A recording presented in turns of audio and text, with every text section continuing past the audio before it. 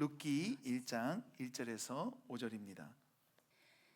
사사들이 치리하던 때에 그 땅에 흉년이 드니라. 유다 베들레헴의 한 사람이 그의 아내와 두 아들을 데리고 모압 지방에 가서 거류하였는데 그 사람의 이름은 엘리멜렉이요 그의 아내의 이름은 나오미요 그의 두 아들의 이름은 말론과 기론이요 유다 베들레헴 에브라 사람들이라. 그들이 모압 지방에 들어가서 거기 살더니 나오미의 남편 엘리멜렉이 죽고 나오미와 그의 두 아들이 남았으며 그들은 모압 여자 중에서 그들의 아내를 맞이하였는데 하나의 이름은 오르바요 하나의 이름은 루시더라. 그들이 거기에 거주한 지 10년쯤에 말론과 기론 두 사람이 다 죽고 그 여인은 두 아들과 남편의 뒤에 남았더라. 아멘. 우리 앉으시면서 은혜를 사모합시다. 함께 읽은 본문을 통해 인생의 아이러니라는 제목으로 하나님의 말씀을 전하겠습니다.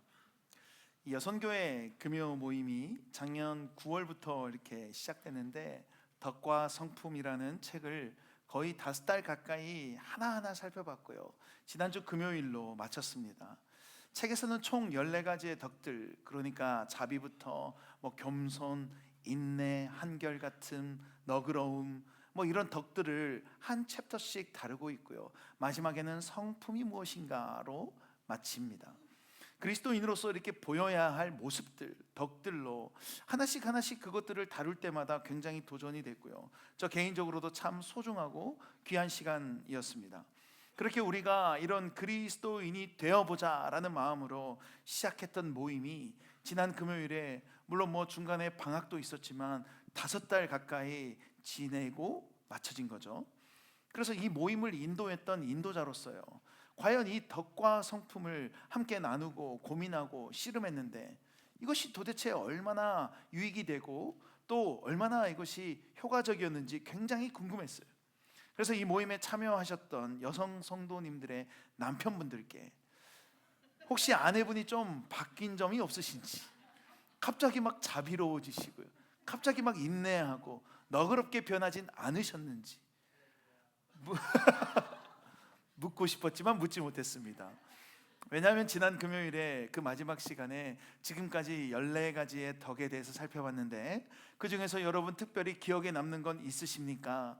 개인적으로 좀 변한 건 있으십니까? 라고 질문을 드렸더니 하나도 없대요. 하나도 기억이 안 남고요. 참 아이러니하죠.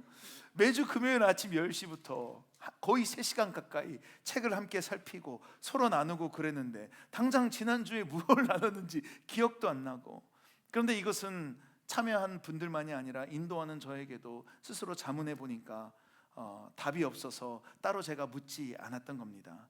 그리고 또 제 아내한테 저는 또 물어봐야 되는데 답이 너무 예상되어서요 차마 여러분들께 묻지 못했던 겁니다. 이상하게 우리에게 있었던 안 좋은 일 혹은 내가 받았던 상처, 괜히 마음에 어떤 거리낌이 있는 것들은 기억하지 말라고 해도 너무 생생하게 기억되고 오래가는데 이런 좋은 내용들이나 지난 주일 설교 말씀 같은 거는 전혀 기억이 안 난다는 거는 좀 굉장히 아이러니하지 않습니까? 원래 우리가 이렇게 부족한 존재인데다가 특별히 우리 여성 성도님들은 어떻습니까? 아내로, 엄마로, 또 가사일이나 또 직장에서의 일로 정말 나를 생각할 겨를도 없이요, 그렇게 정신없이 사시는 것 같아요. 그래서 기억이 안 나는 것도 충분히 이해가 가고요. 그런 와중에도 그렇게 마음을 다해 참여하시고 또 힘써 주시는 것이 참 대단한 것 같습니다.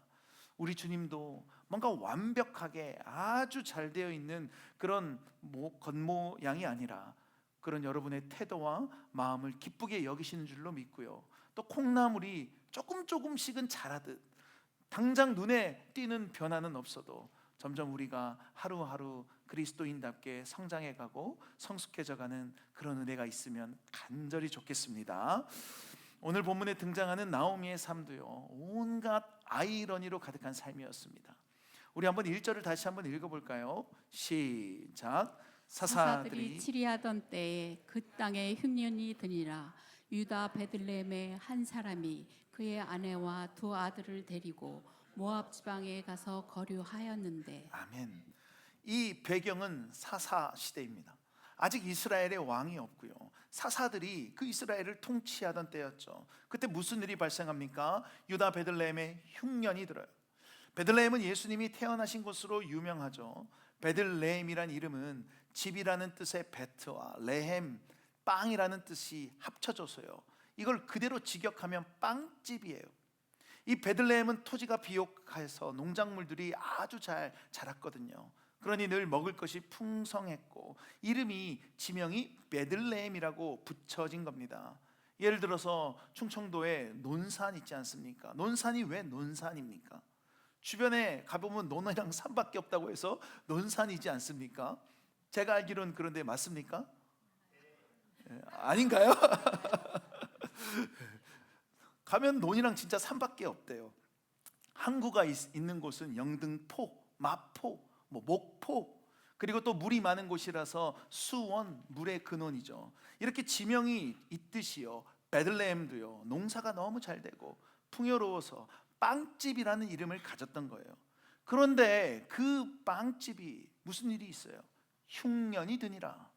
빵집에 빵이 없는 상황, 굉장히 아이러니한 상황이죠. 그래서 나오미 가족이요, 모압 지방으로 이주합니다. 왜요? 풍요롭기 위해서요. 모압 지방도요, 매년 비가 오고 바람이 아주 잘 불어서 목초지가 아주 잘 되어 있다고 해요.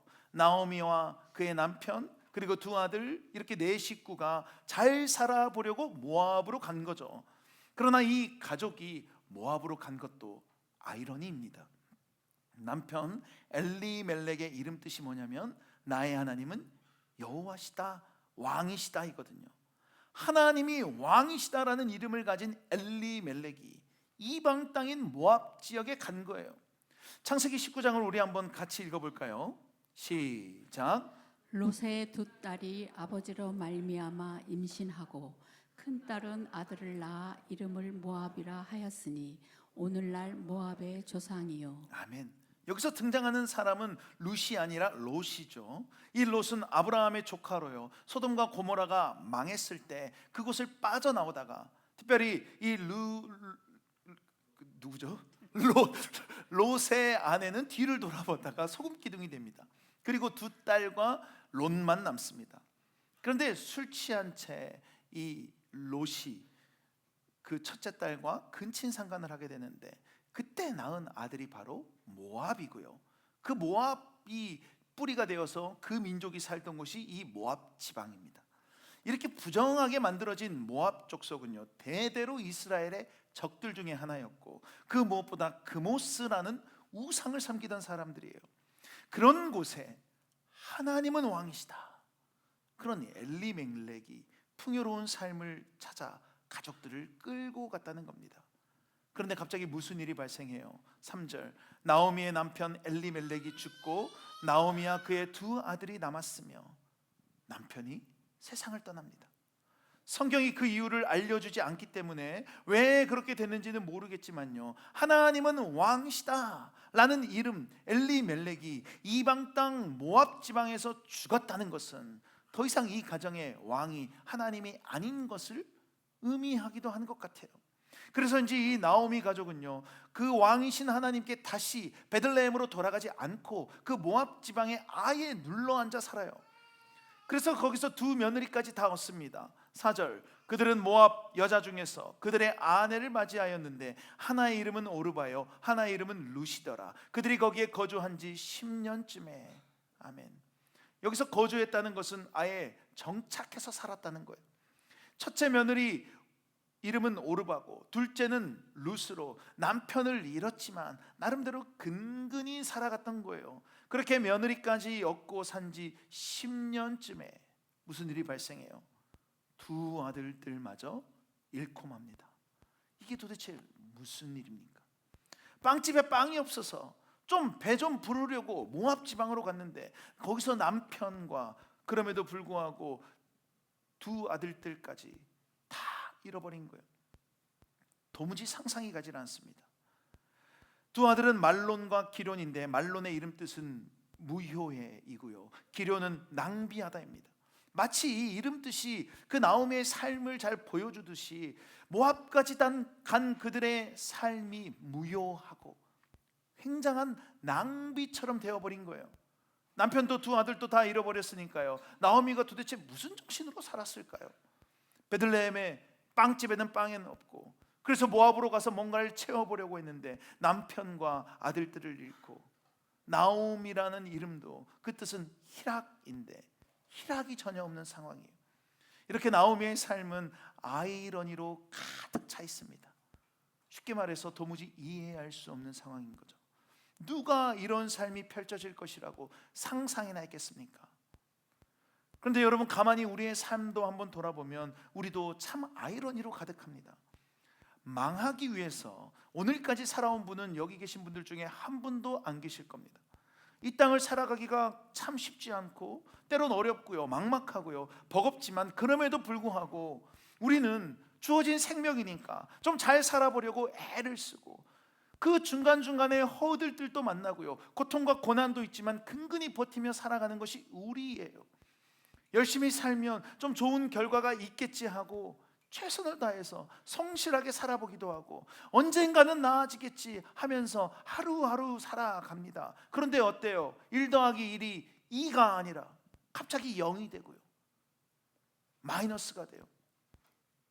어떤 한 TV 프로에서 어떤 사람이 주식으로 1억을 6개월 만에 만드는 법을 알려준 게 있어요. 6개월 만에 1억을 만든다. 얼마나 눈이 휘둥그레집니까? 그 방법이 뭐예요? 2억을 투자하면 6개월 만에 1억을 만들 수 있답니다. 이게 바로 우리의 삶 아닙니까? 가정을 이루고 잘 해보려고 했지만 참 어렵고, 열심히 일해서 좀 안정을 찾으려고 했지만 불안한 건 마찬가지고요. 누구보다 좀 자녀들을 좀 잘 키워보려고 했지만 자녀들은 내 생각만큼 그렇게 잘하지 않아요. 내 삶은 이런데 다른 사람들의 삶을 보면 어떤 사람은 1 더하기 1이 5가 되고 10이 되는 사람도 있대요. 이런 게 들려오면 마음이 더 어려운 거죠. 어떤 면에서 우리도요, 나오미처럼 이런 아이러니로, 삶의 아이러니로 가득하다는 거예요. 어떻게 해서든 우리의 삶을 채워보고 막 우겨 넣어보지만 텅 비어 있다는 겁니다. 내 삶을 돌아보니 뭔가 손에 쥐어지는 것이 하나도 없는 것 같고, 정말 지금까지 무엇을 위해서 이렇게 악착같이 살았나, 이런 생각도 듭니다. 나오미의 삶이 텅 비어 있던 것처럼 말이죠. 그렇게 나오미는 뭔가를 좀 채워보려고 모압으로 떠났지만 아이러니하게도 오히려 다 비워지게 되었습니다. 그런데요, 그 텅 비었던 나오미의 삶이 다시 채워지는 것도 굉장히 아이러니하게 채워져요. 우리 한번 6절 같이 한번 읽겠습니다. 시작. 그 여인이 모압 지방에서 여호와께서 자기 백성을 돌보시사 그들에게 양식을 주셨다 함을 듣고 이에 두 며느리와 함께 일어나 모압 지방에서 돌아오려 하여. 아멘. 이방 땅에서 나오미가 할 수 있는 게 뭐가 있었겠습니까? 당시 사회에선 남자가 경제적인 모든 능력을 가지고 있어서요, 여자 혼자서 할 수 있는 것이 없었습니다. 더구나 그 모압 땅이 나오미에게는 어떤 곳이에요? 모든 것을 다 잃었던 곳입니다. 군대에서 엄청나게 고생하셨던 분들은 그쪽을 쳐다도 안 본다고 하죠. 그렇게 나오미에게 모압은 더 이상 있고 싶지 않은 곳이었을 거예요. 그런데 마침 베들레헴에 흉년이 끝났다는 소식이 들리자 이제 다시 돌아가려고 합니다. 그래서 그 땅에서 얻었던 두 며느리들을 불러서요, 너희들 고향으로, 너희들의 어머니에게 돌아가라 라고 해요. 그들은 아직 젊어서 기회가 더 있는데 나오미 옆에서는 얻을 수 있는 게 없기 때문입니다. 나오미가 그렇게 해줄 수 있는 것이 없어요.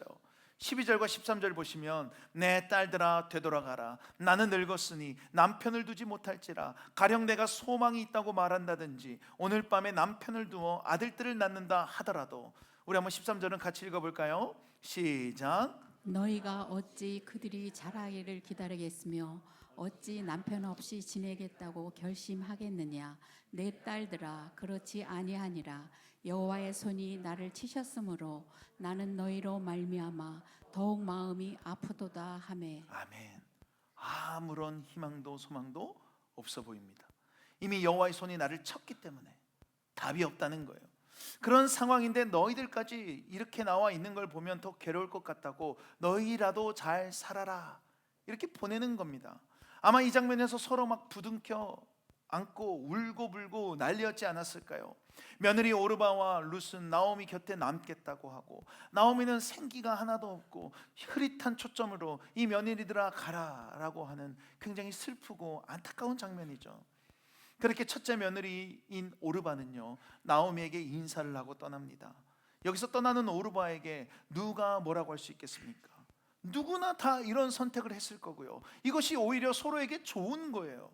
오르바가 나오미와 함께 있는다는 것은 그냥 그녀의 인생을 그대로 그냥 망친다는 것과 마찬가지예요.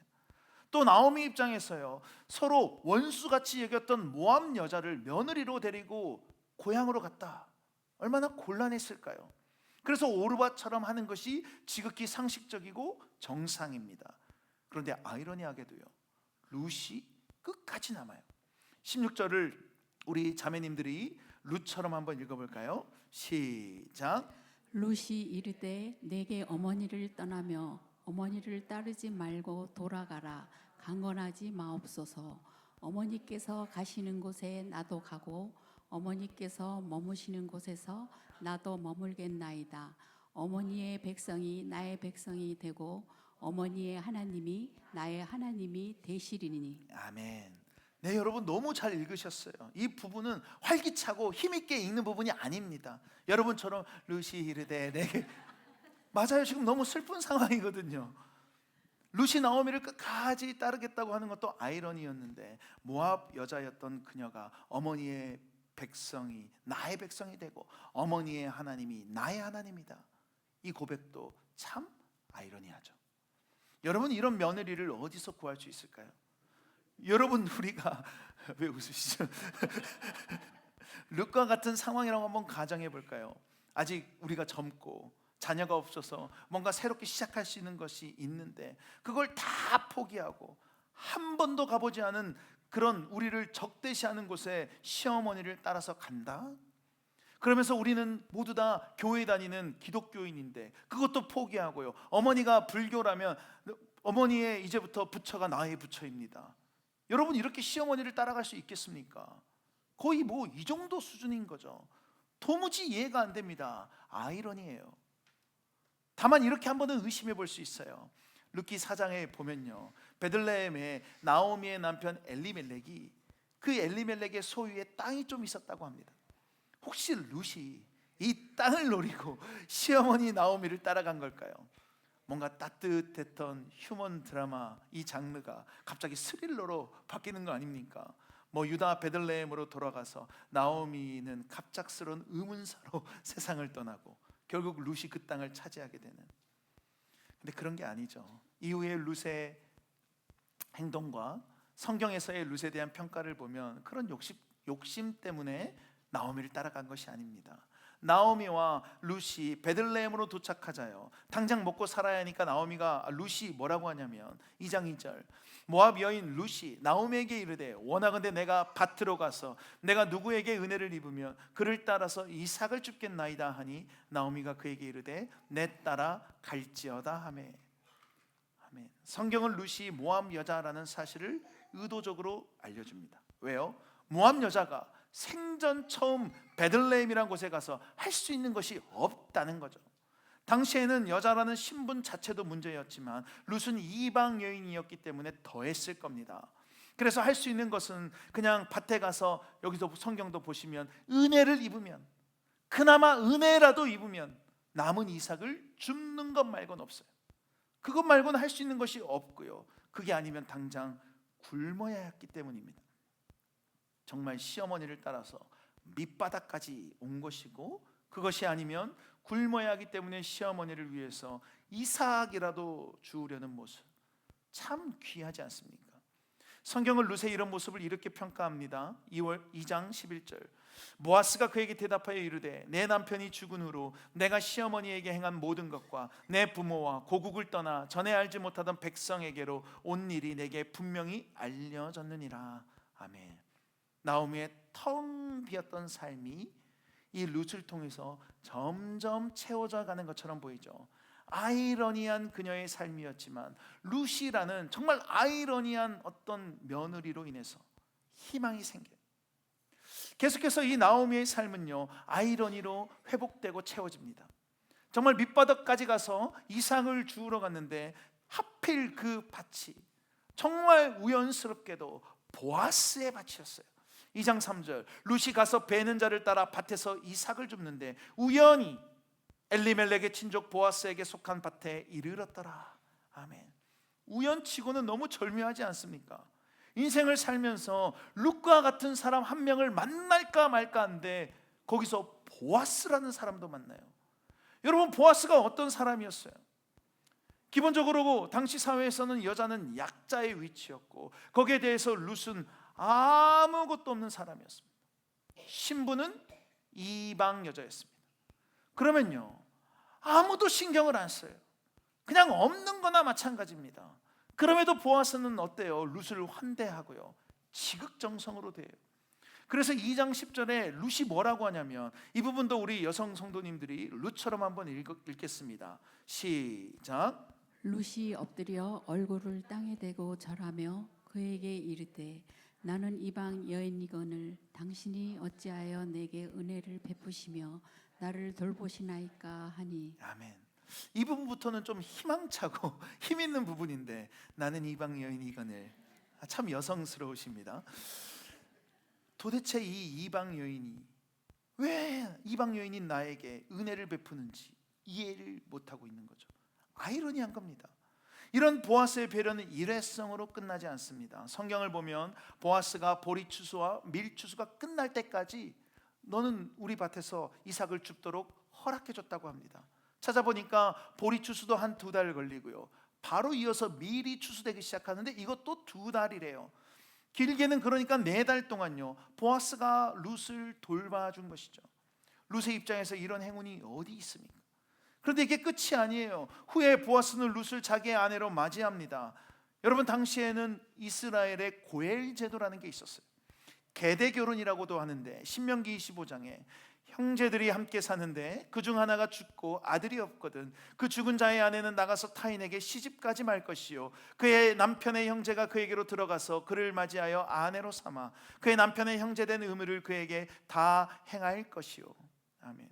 하나님께서는 율법으로 곤란에 빠진 친족을 외면치 말고 적극적으로 돕고 살피라고 말씀하셨고요, 또 형제의 그 대가 끊기지 않도록 이런 법으로 지정을 해놓으셨어요. 왜냐하면 대를 더 이상 이을 수 없는 여성은 미안하지만 아무런 가치가 없기 때문입니다. 나오미가 지금 딱 그런 상황 아닙니까? 아들들이 다 세상을 떠나서요, 남편도 없고요, 더 이상 그 집안이 끊긴 거예요. 이제 나오미는 사회적으로 아무런 필요가 없는 존재입니다. 그래서 이전에 나오미가 며느리들에게 고향으로 가라고 하면서 뭐라고 한 거냐면 1장 12절, 내 딸들아 되돌아가라. 나는 늙었으니 남편을 두지 못할지라. 가령 내가 소망이 있다고 말한다든지 오늘 밤에 남편을 두어 아들들을 낳는다 하더라도 나한테는 소망이 없다. 늙어서 남편을 두지 못한다. 이 말을 왜 하는 거예요? 남편이 있어야 아들을 낳을 것이고 그 아들이 남은 며느리들을 거둬들일 것 아닙니까? 그런데 늙어서 남편을 둘 수도 없고, 설령 지금 남편이 있다 하더라도 아들을 낳는다는 보장도 없고, 정말 만약 아들을 낳는다 하더라도 그 아들이 성인이 되려면 또 몇십 년을 기다려야 하는데 이게 말이 되겠냐는 거예요. 그러니 돌아가라. 지금이라도 다른 사람을 만나라. 그렇게 대를 잇지 못한 존재로 사회적으로 아무런 가치가 없던 나오미였는데 갑자기 보아스라는 사람을 만나게 된 것이고요, 그가 엘리멜렉의 친족이기까지 해서 나오미의 기업을 물을 수 있는 사람이었던 거예요. 우연치고는 너무 놀랍습니다. 그래서 아이러니하죠. 그러나 자격이 된다고 해서 다 가능한 것은 아니었어요. 보아스보다 순서상 먼저였던 사람이 있었는데, 그런데 그는 이것을 거부합니다. 4장 6절, 그 기업 물을 자가 이르되 나는 내 기업에 손해가 있을까 하여 나를 위하여 물으지 못하노니 내가 물을 것을 내가 물으라. 나는 물으지 못하겠노라 하는지라. 지금 보아스한테 하고 있는 거예요. 이유를 뭐라고 합니까? 내 기업에 손해가 있을까 하여. 기업을 물은다는 것은 단순히 여성을 아내로 맞이하는 것만이 아니라요, 먼저는 엘리멜렉이 가지고 있던 땅을 내 돈으로 사야 합니다. 그리고요, 그 땅을요, 그 아내로 맞이한 여인과 사이에서 낳은 아들에게 그대로 물려줘야 돼요. 그러니까 계산해 보세요. 땅은 땅대로 사는데 돈 들고요, 그 땅이 완전히 내 소유가 되는 것이 아니라 또 그 사이에서 낳은 아들한테 또 물려줘야 하니까 다 퍼주는 거예요. 두드려 보니까 손해인 거죠. 그래서 그는 이 율법을 이행하지 않고 보아스에게 넘긴 겁니다. 그러나 보아스는 어떻습니까? 4장 13절은 함께 읽겠습니다. 시작. 이에 보아스가 룻을 맞이하여 아내로 삼고 그에게 들어갔더니 여호와께서 그에게 임신하게 하심으로 그가 아들을 낳은지라. 아멘. 모든 것을 자신이 다 감당하면서 룻을 아내로 맞이합니다. 도무지 상식적으로는 이해가 안 되는 상황이다 보니까 도대체 왜 그랬을까 생각해 보면, 혹시 보아스가 재력가였기 때문에 그럴 수 있던 걸까? 근데 만약 그렇다면 그냥 가진 재력으로 도와만 주면 되는데 아내로까지 맞이할 필요는 없습니다. 그러면 룻이 엄청난 미인이라서 그런 걸까? 그런데 성경 어디에도요, 룻의 외모에 대해서는 말씀하고 있지 않아요. 이런 걸 보면 보아스가 그런 이유 때문에 그런 게 아니라는 거죠. 다만 여호와가요, 보아스가 룻을 아내로 삼은 것을 보고 아이를 갖게 해주셨다라는 걸 보면 결국 보아스는 하나님의 율법, 하나님의 말씀을 신실하게 실천했던 것이고 하나님이 그것을 기쁘게 여기셨다는 거죠. 참 대단하지 않습니까? 나 먹고 살기도 바쁜데. 이처럼 나오미의 삶은 부정적으로도 긍정적으로도 아이러니로 가득했습니다. 뭔가를 채워보려고 떠났지만 아이러니하게 다 텅 빈 상태로 돌아오게 됐고, 그래서 다 포기하고요, 그냥 자포자기 심정으로 왔는데 아이러니하게 룻과 보아스를 만나서 다시 다 채워집니다.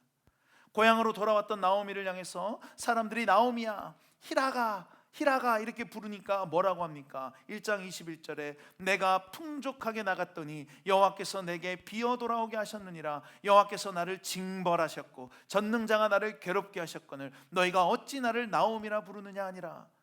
풍족하게 나갔으나 비어 돌아왔다. 그런데 이것이 어떻게 바뀌어요? 4장 16절 나오미가 아기를 받아 품에 품고 그의 양육자가 되니, 모든 것을 잃고 빈손이었던 나오미의 손에 그녀의 대를 이을 아이가 안겨 있는 거죠. 이렇게 나오미는 텅 빈 채 고향으로 돌아왔지만 아이러니하게도 룻과 보아스를 통해 모든 것이 다 채워집니다. 여러분, 때로 텅 비어 있는 것 같은 우리의 삶에도 이런 룻과 보아스가 있으면 얼마나 좋을까요? 미국에 처음 와서 저게 도대체 뭐지? 한참 고민했던 것 중에 하나가요, 하이웨이를 운전하다 보면 보이는 숫자였습니다. 몇백, 몇십 밀리언 달러, 심지어 빌리언 달러까지 본 것 같아요. 그리고 옆에 뭐라고 적혀 있어요? 파워볼, 메가 밀리언. 나중에 알고 보니까 이게 로또 당첨금인 거죠. 나오미의 인생을 보면 빈털터리 같던 나오미가 룻과 보아스라는 로또 맞은 상황 아닌가요? 이게 바로 우리가 늘 바라는 거 아닙니까? 그래서 우리는 이렇게 말하죠. 아니, 왜 내 삶에는 룻이 없는 거야? 왜 내 옆에는 보아스 같은 사람이 없나? 남성 성도님들 고개 드십시오. 우리 삶에 룻과 보아스가 없는 것에 스스로 우리가 비관하기도 합니다. 아니, 우리는 괜히 남편 따라서 모압까지 왔다고, 그냥 베들레헴에 우리가 있었으면 이런 일도 없었지 않겠냐고 하기도 합니다. 거기서 더 나가면 어때요? 내가 이 사람을 만나서 지금 이렇게 살고 있다고 신세를 한탄하기도 하죠. 룻이나 보아스만 있었어도 지금 내 삶이 이렇지 않았을 텐데. 그러나 정말 이런 일들은 꿈만 같은 일이고요, 비현실적인 일입니다. 룻과 같은 며느리가 세상에 어디 있겠습니까? 아니, 일단 우리부터 룻과 같은 며느리입니까? 보아스 같은 사위나 보아스 같은 남편이 이 세상에 어디 있겠냐는 거예요. 그래서 마치 이 나오미 이야기는 동화 속 이야기 같아요. 부모를 잃고 계모 밑에서 괴롭게 살던 신데렐라에게 왕자님이 나타나서 인생이 펴진 것처럼 텅 빈 나오미의 삶에 룻이 나타나고 보아스가 나타나서 인생이 펴지는 것처럼 말이죠. 그런데 놀랍게도요, 이것은 비현실적인 이야기도 아니고 우리와 상관없는 이야기도 아닙니다. 실은 우리의 삶에 매일매일 일어나는 이야기예요. 여러분, 룻이 보리 추수하는 밭에서 은혜를 입고요, 보아스가 나오미와 룻에게 은혜를 베푼 이유가 무엇이었습니까? 모두 다 하나님의 사랑의 율법 때문이었어요. 하나님이 연약한 자들과 소외된 자들이 그들을 위해서 추수할 때 일부러 남겨두라고 하신 그 사랑의 율법 때문에 룻이 보리 추수하는 밭에 가서 이삭을 주울 수 있었다는 거예요. 그래서 성경도요, 룻이 한 행동을 이렇게 말씀합니다. 2장 12절, 여호와께서 내가 행한 일에 보답하시기를 원하며 이스라엘의 하나님 여호와께서 그의 날개 아래에 보호를 받으러 온 내게 온전한 상 주시기를 원하노라 하는지라. 룻이 이삭을 주우러 간 것이요, 여호와의 날개 아래 보호받으러 간 것이라고 합니다. 룻이 아무리 심성이 착하고 마음이 공하도 여호와 하나님이 율법으로 그 이삭을 남겨두지 않으면 먹고 살 수 없었어요. 보아스도 마찬가지입니다. 보아스가 룻을 아내로 삼을 수 있었던 것은요, 그렇게 해서 나오미의 집안을 돌볼 수 있었던 것은 그가 기업물을 짜였기 때문이에요. 이건 역시 여호와 하나님의 사랑에 근거한 율법 때문인 거죠. 그래서 보아스가 룻의 기업물을 자로 행하려고 할 때 어떤 표현이 나오냐면 3장 9절, 이르되 내가 누구냐 하니 대답하되 나는 당신의 여종 룻이오니 당신의 옷자락을 펴 당신의 여종을 덮으소서. 이는 당신이 기업물을 자가 됨이니이다 하니, 당신의 옷자락을 펴 당신의 여종을 덮으소서. 앞에 룻이 보아스의 밭에서 이삭을 줍는 것이 여호와의 날개 그늘 아래 거하는 것, 같은 표현인 거죠. 보아스의 옷자락으로 룻을 덮어주는 것도 여호와 하나님의 율법, 그 고엘 제도로 룻을 여호와가 덮어주신 거랍니다. 그러니까 나오미는 롯도 맞은 것처럼요, 아이러니하게 룻과 보아스로 인해서 갑자기 이런 복된 삶을 누린 것이 아니라 율법 때문에, 근본적으로는 여호와 하나님의 사랑 때문에 그의 텅 빈 삶이 따뜻하게 채워졌다는 거예요. 그러니 여러분, 진짜 아이러니는 뭡니까? 나오미가 여호와 하나님을 떠나서 저 모압 땅까지 갔지만 그럼에도 불구하고 하나님은 그를 버려두지 않으시고 그의 사랑으로 다시 채워주신 것, 그 사실이 우리는 도무지 이해할 수가 없는 아이러니인 거죠. 우리 삶에도 여러분 그런 점에서 마찬가지입니다. 여러분, 우리 삶이 때로 흉년이 들어서요 삐쩍삐쩍 말라가는 베들레헴과 같고, 이름은 희락인데 삶에는 하나도 희락이 없는 나오미처럼 텅 빈 삶처럼 여겨질 때가 있습니다.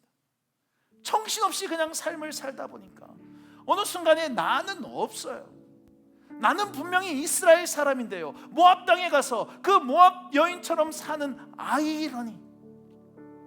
그러면 그 땅에서 뭔가라도 취하고요, 쥐어와야 되는데 하나님도 잊어버리고 모압 땅에서 열심을 다해서 뭔가를 손에 쥐려고 애쓰며 살아온 것 같은데 내 손에 쥐어진 것은 하나도 없는, 그렇게 텅 빈 삶이 된 아이러니. 자녀들을 위해서 최선을 다해서 살았는데 돌아보니 나란 존재가 갈려서 없어진 아이러니. 남편을 위해서 애를 썼는데 내 마음 하나 알아주지 못하는 아이러니. 그래서 마음이 뻥 뚫려 있는 것 같고 삶이 공허하고 빈 깡통 소리만 나는 것 같고 하루도 몇 번씩 이게 인생인가라는 생각이 들고, 그러다가 하나님을 믿는 것까지, 기도하고 말씀을 보고 예배하는 것이 무슨 의미가 있나 생각까지 가는 것이죠. 참 우리의 삶은요 아이러니합니다. 그냥 1 더하기 1이 2만 됐으면 좋겠는데 자꾸 0이 되고요, 마이너스가 돼요. 그런데 여러분, 진짜 아이러니가 뭐예요? 우리는 그렇게 못난 생각을 하고 있는데 내 삶은 텅 비어 있다고 생각하고 하나님과 상관없이 살고 때로는 하나님을 원망하기도 한 우리인데, 이런 우리를 위해 자기의 하나밖에 없는 아들을 내어주시며 사랑하는 그 여호와 하나님의 사랑이 진짜 아이러니입니다. 아니 도대체 우리가 뭐라고, 무슨 자격이 있다고 포기하지 않으신 겁니까? 나는요 하나님을 등지고요 그냥 앞만 보고 달려가다가 되는 일도 없고 힘도 들고 손에도 쥐어지는 게 없고 점점 비어져서 공허함에 이게 인생인가 그리고 털썩 주저앉아 있는데 저기 보니까 우리 주님이 어때요? 온몸에 상처가 가득한 채 십자가를 메고 우리를 쫓아오고 계셨던 거예요. 그리고 그 상처 많은 몸으로, 성취하는 몸으로 우리에게 힘들지 않냐고 먼저 물어봤어요. 그러면서 우리를 자신이 업고 가시겠다고 하는 것, 이것이 진짜 아이러니 아닙니까? 이 사랑이야말로 도무지 우리의 머리로는 이해할 수 없는 아이러니 아니냐는 거예요. 이사야 53장 5절에 그가 찔림은 우리의 허물 때문이요 그가 상함은 우리의 죄악 때문이라. 그가 징계를 받음으로 우리는 평화를 누리고 그가 채찍에 맞음으로 우리는 나음을 받았도다. 우리 주님은 아무런 죄가 없으신데 우리 때문에 찔리고 우리 때문에 상하게 된 것이 아이러니고, 주님이 그렇게 징계를 받고 괴로워하시며 울부짖고 계신데 우리는 평화를 누리고 있는 것이 참 아이러니고요. 주님이 채찍에 맞아 괴로워하시는데 우리는 나음을 오히려 입은 것이 진짜 아이러니라는 겁니다. 하나님은 그렇게 우리의 텅 빈 삶을 당신의 사랑으로 채워주고 계신 거예요. 여러분 믿습니까? 이 시간에는 잠시 우리가 간증을 듣기를 원하는데요, 우리 조수미 집사님의 삶에 주님이 어떻게 그녀의 텅 빈 삶을 채우셨는지 우리 함께 같이 잠시 듣도록 하겠습니다. 많은 성도들 앞에 서려니까 너무 떨리지만 오늘 저를 빚으시기까지 인도해 주신 하나님께 감사와 영광 올려드리며 기쁘고 감사함으로 또 하나님의 은혜를 나누려고 합니다. 아까 찬양할 때 하나님께서 하신 말씀, 또 제 삶에 임해 주신 그 하나님의 은혜가 있어서 너무 깜짝 놀랐어요. 오늘 하나님께서 저에게 베푸신 은혜를 통해서 영광을 받으시겠구나 하는 마음이 들었습니다. 저는 미국 땅에 1999년도에 애들하고 셋이만 먼저 왔습니다. 겁도 없이 아무것도 없이 무슨 생각으로 왔는지 살 길을 찾아서 떠난 것 같았습니다. 우여곡절 끝에 살롯에 머물렀고 또 그곳에서 교회를 다녔는데 그때는 그냥 마당만 밟고 다녔습니다. 그다음에 이제 2003년도 영주권 때문에 닭공장 취업으로 노스캐롤라이나 끝자락에 있는 그 닭공장에 이사를 갔습니다. 근데 이제 그곳에서 제가 평생 잊을 수 없는 하나님의 은혜가 시작됐습니다. 하나님을 만나는 축복의 땅 베델을 경험하게 됐습니다. 날마다 뜨거움 때문에 하나님을 찬양하고 말씀과 은혜와 눈물과 또 감사가 넘쳤습니다. 새벽 동트도록 기도의 불을 밝혔던 시간들은 지금도 분향 같은 곳입니다. 일하는 곳이 엄청 춥고 손발이 시리고 메마르고 힘든 곳이었지만 소망이 있기에 열심히 일했습니다. 그런데 이민국으로부터 편지가 왔습니다. 더 이상 영주권을 신청할 수 없다는 절망스러운 답변이었습니다. 저는 눈물로 하나님께 기도했습니다.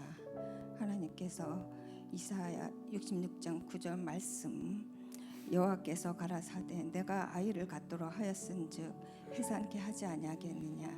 내 하나님이 이르시되 나는 해산케 하는 이인즉 어찌 그 태를 닫겠느냐. 그 말씀이 너무나 위로가 됐고 저는 영주권 받기까지 이 말씀 붙들고 계속 기도했습니다. 닭공장에서 2년 동안 일을 하고 다시 샬롯으로 내려왔습니다. 그런데 여전히 저의 발목을 잡는 건 영주권 문제였습니다. 친족에게 또 믿는 교인에게 일하는 동료에게까지 돈도 뜯기고 또 오히려 영주권 없다고 신고하겠다는 협박과 서름과 상처도 받았습니다. 그러다가 지인의 소개로 그레스보로 세탁소를 소개받았습니다. 처음 해보는 일이라 너무 막막했고 겁도 났지만 믿는 건 하나님뿐이었습니다. 하나님께 기도했습니다. 출애굽기 14장 13절 말씀에 두려워하지 말고 가만히 서서 여호와께서 오늘 너희를 위하여 행하는 구원을 보라. 저는 이 말씀이 마음 가운데 하나님께서 우리에게 보이실 일들을 믿고 올라왔습니다. 그렇게 일하는데 어느 날 지금처럼 이민국에서 단속을 나온다는 말에 놀라고 두려웠습니다. 어떻게 일을 마치고 집에 돌아와 왔는지도 모르고 울면서 기도했습니다. 하나님께서 열왕기하 6장 17절 말씀으로 기도하여 이르되 여호와여 원컨대 그의 눈을 열어 보게 하옵소서 하니 하나님께서 그 청년의 눈을 여심해 그가 보니 불말과 불병거가 산에 가득하여 엘리사를 둘렀더라. 저를 지켜주시겠다는 믿음과 평강이 찾아왔습니다. 이렇게 많은 하나님의 은혜를 일일이 말씀드릴 수는 없지만 이렇게 어려울 때, 힘들 때, 병들었을 때 하나님은 꿈으로, 레마로, 로고스로, 성령 체험으로 위로해 주시고 힘이 되어 주셨어요. 그런데 왜 영주권에 대한 응답은 없는지 답답했습니다. 변호사는 변호사대로, 돈은 돈대로 날리고 마음은 지쳐갔습니다. 오랜 시간이 지나서야 깨달았습니다. 땅의 것만 바라보는 제게 하나님은 저를 원하셨던 것 같습니다. 저의 고난을 통해서 영적으로 단련하시고 구별되기를 원하셨던 것을 알게 되었습니다. 아무 자격도 없고 부족하고 연약해서 넘어지고 깨지기 쉬운 제게 많은 은혜를 베풀어 주시고 빚어 주셨습니다. 고난과 연단 속에서 붙들어 주시고 인도하신 에베네셀의 하나님이십니다. 말씀과 기도의 자리에서 항상 함께 하셨던 임마누엘 하나님이십니다. 하나님의 방법과 때를 준비하시고 이루시는 여호와 일의 하나님은 오늘 내 삶의 주인이 되시는 살아계신 나의 하나님으로 고백할 수 있는 은혜가 제게 있었습니다. 그렇게 오랜 세월 기도로 기다려왔던 응답은 너무도 빨리 찾아왔습니다. 다시 신청한 지 4개월 만에 인터뷰 없이 나왔습니다. 미국 온 지 24년 만의 일이었습니다. 이 또한 저를 구별하시고 주신 하나님의 더하시는 축복의 선물이었습니다. 이 영주권에는 저의 필요한 모든 것이 넘치게 들어 있었습니다. 제게 고난은 하나님의 축복이었고 하나님의 말씀은 살아있음을 경험한 저의 신앙 고백이고 간증입니다. 교회를 방황하고 있던 제게 목사님이 이제 방문해 주셨습니다. 왜 오셨는지 알기에 저는 시간이 더 필요한 마음에 목사님께 기도 응답 받으면 그게 어떤 응답인지 모르지만 주실 줄 믿는 그 마음으로 그렇게 말을 했습니다. 그리고 그때는 영주권 수속 밟고 신청 들어간 지 얼마 안 됐고 이것이 1년이 걸릴지 2년이 걸릴지 모르기 때문에 저는 그렇게 이제 대답을 했는데 하나님께서 이제 급하셨는지 들으셨나 봐요. 그래서 얼마 안 가서 영주권이 나왔습니다. 그래서 이제 교회를 나오게 됐는데 제가 맨 처음에 벌링턴 교회에 올 때도 하나님께서 이곳이 둥지이고 보금자리라고 인도해 주신 말씀이 생각이 났습니다. 어찌됐든 간에 방황하던 저가 다시 이제 교회 제자리에 올 수 있는 것 같아서 감사하고요. 당연히 이제 하나님께서 저희 하는 말에 하나님께서 응답하셨으니 제가 이제 두려움으로 다시 교회 생활을 하게 됐습니다. 이제 말씀과 믿음의 기도로 하나님의 뜻을 깨달아 하나님께서 기뻐하시는 삶으로 더 가까이 나가야겠다는 그런 마음으로 신앙생활하고 있습니다. 아멘. 우리 하나님께 영광의 박수 올려드리고 또 감사의 박수하겠습니다. 여러분, 마치 우리가 다 들었듯이 집사님의 삶이 나오미와 같지 않습니까? 뭔가를 얻어보려고 떠났지만 아무것도 얻지 못하고 빈손으로 돌아가고, 오히려 때로 사람들에게 그 사실 때문에 협박까지 받고 가진 것을 더 오히려 없어지게 하는, 그러나 집사님이 나누신 것처럼 어떻게 됐습니까? 주님은 주의 딸을 버려두지 않으시고 그 삶을 늘 보호하고 계셨으며 때가 되자 주님의 사랑으로 채워주셨습니다. 여러분 믿습니까? 집사님뿐이겠습니까? 우리 모두의 간증이기도 합니다. 우리가 삶을 살다 보면 비가 오면 그냥 비를 맞고, 날이 추워지면 그냥 바들바들 떨고, 아무런 보호도 없이 그렇게 엄마로, 아내로, 여성으로, 또 때로는 아버지로, 아빠로 살아갈 때가 있습니다. 그런데요, 그건 우리 생각이었고요, 주님이 그 날개의 보호 아래 우리를 두고 계셨고요, 처음부터 끝까지 우리를 주의 사랑으로 품고 계셨습니다. 여러분, 나오미가 보아스와 룻사에서 태어난 아이를 안았던 것처럼, 그래서 하나님이 우리의 삶을 사랑으로 그렇게 채워주고 계셨다는 거예요. 그 아이의 이름은 오벳입니다. 오벳이 누구입니까? 오벳은 후에 이새를 낳고요, 이새는 다윗을 낳습니다. 이 같은 사실은 왕이 없던 사사 시대 엘리멜렉, 나의 하나님은 왕이시다가 죽은 상황과 같아서 더 이상 하나님의 역사가 끊겨지고 그분의 그 의로운 손길이 없는 것처럼 보였지만, 실은 하나님은 이스라엘의 왕으로 그들의 삶을 다스리고 계셨고 돌보고 계셨다는 것을 알려줍니다. 이처럼 하나님의 돌보심이 우리 삶에 없는 것처럼 느껴지고, 겉은 멀쩡하지만 텅 빈 삶처럼 여겨져도요, 여전히 저와 여러분이 믿는 우리 여호와 하나님은 우리를 돌보고 계시고 당신의 사랑으로 우리로 채우고 계신다는 놀라운 사실, 도무지 이해할 수 없는 그 사랑, 아이러니를 우리가 잊지 말고요, 그 주님의 날개 아래 거하며 그 사랑의 역사 속에 살아가는 저 여러분 모두가 되고, 특별히 나오미와 같은 모든 여성 성도님들 되기를 주님의 이름으로 축원합니다. 우리 다 함께 일어나셔서 말씀을 기억하시며 함께 찬양하겠습니다. 오직 주의 사랑에 매여, 오직 주의 사랑에 매여 내 영 기뻐 노래합니다. 내 영 기뻐 노래합니다.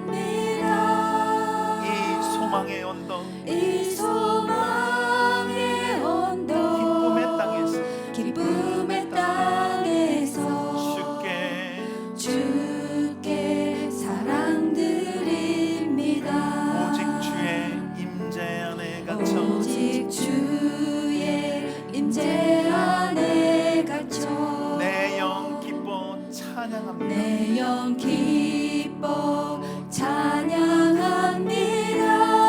이 소명의 언덕, 이 소명의 언덕, 거룩한 땅에서 주께 경배드립니다. 주께 경배드립니다. 주께서 주신 모든 은혜, 나는 말할 수 없네. 나는 말할 수 없네. 내 영혼 즐거이 주 따르렵니다. 주께 내 삶 드립니다. 주께 내 삶 다시 한번 고백하며 나아갑시다. 드립니다. 오직 주의 사랑에 매여, 오직 주의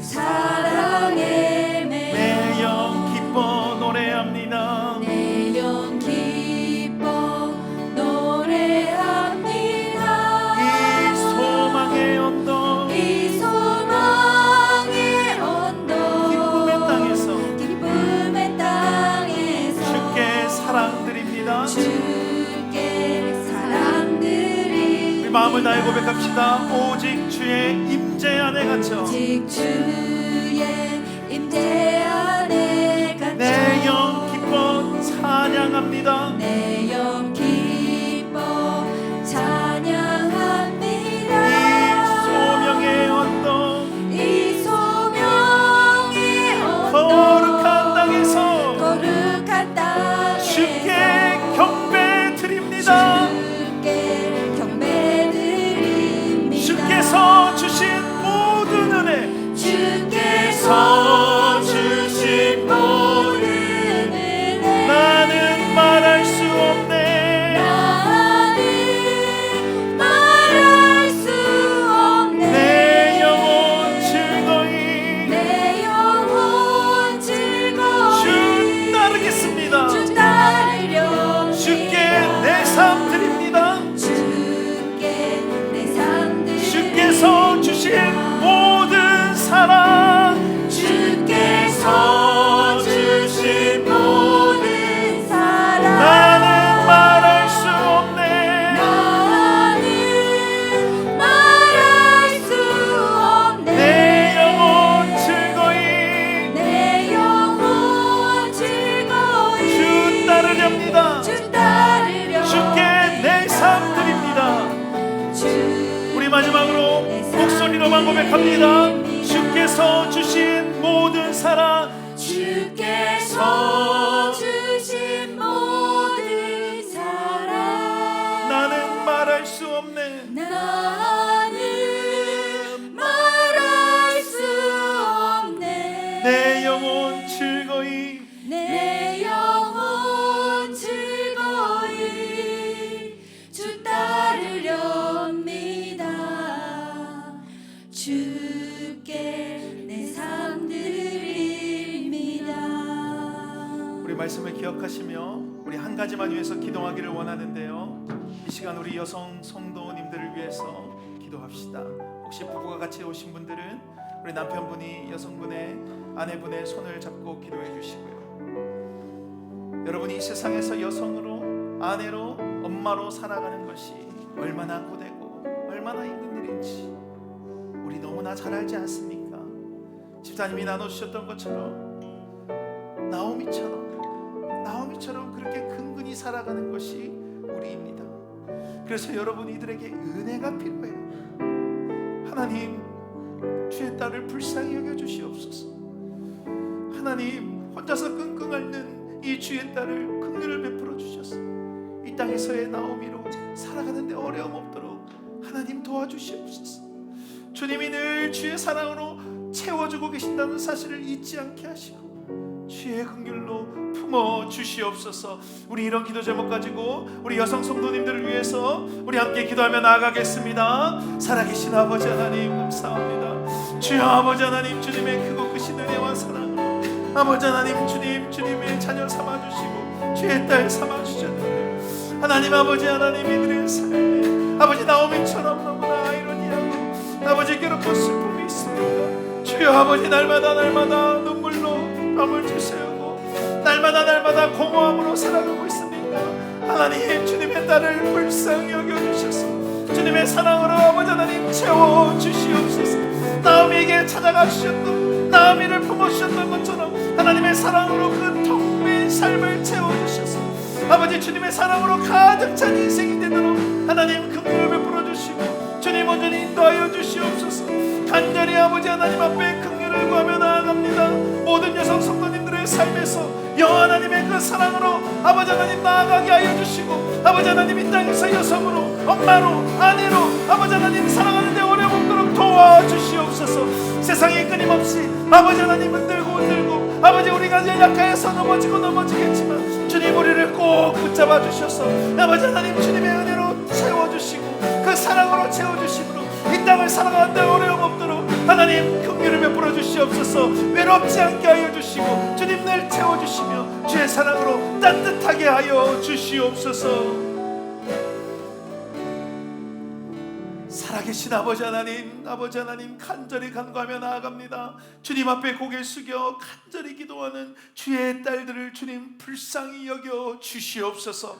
이들의 삶에서 아무도 친구가 없고 아무도 그녀의 말을 들어주지 않았던 나오미처럼 그런 마음과 그런 어려움과 텅 빈 채 살아가고 있습니까? 주님 아시죠? 주님 아시죠? 아버지, 주님의 사랑으로 주의 딸들의 삶을 가득 채워주시고 늘 주님의 그 날개 아래 보호하여 주시고 그로 인하여서 주의 딸들이 하나님 안에서 따뜻하게 평안함을 누리며 살아가도록 하나님 긍휼을 베풀어 주시옵소서. 엄마로, 아내로, 또 가사일과 직장의 일로 수고하고 애쓰는 주의 딸들을 주님 불쌍히 여겨 주시옵소서. 그 은혜에 감사해서 주님 앞에 여러 가지 예물을 드리오니 하나님 기쁘게 받으시고 물질 같은 것들로 인해서 어려움 당하지 않도록 긍휼을 베풀어 주시옵소서. 이 남은 하루도 주 안에서 평안한 하루 되게 하여 주시고 밤에 주님과 평안히 잠들게 하시며 꿈에서도 주님 만나는 은혜를 허락하시고 눈 떠서 주님과 동행하는 한 주 되게 하옵소서. 여호와는 내게 복을 주시고 너를 지키시기를 원하며 여호와는 그의 얼굴을 내게 비추사 은혜 베푸시기를 원하며 여호와는 그 얼굴을 내게로 향하여 드사 평강 주시기를 원하노라. 우리 주 예수 그리스도의 은혜와 하나님 아버지의 사랑과 성령의 교통하심이 텅 빈 삶인 줄 알았지만 여호와 하나님의 사랑으로 가득 찬 삶인 것을 깨달은 주의 자녀들 머리 위에, 특별히 가정에서 아내로, 엄마로, 또 여선교회로 나아가는 주의 딸들 머리 위에, 우리 한마음 벌링턴 교회와 여선교회 위에 이제부터 영원토록 항상 함께 있을지어다. 아멘.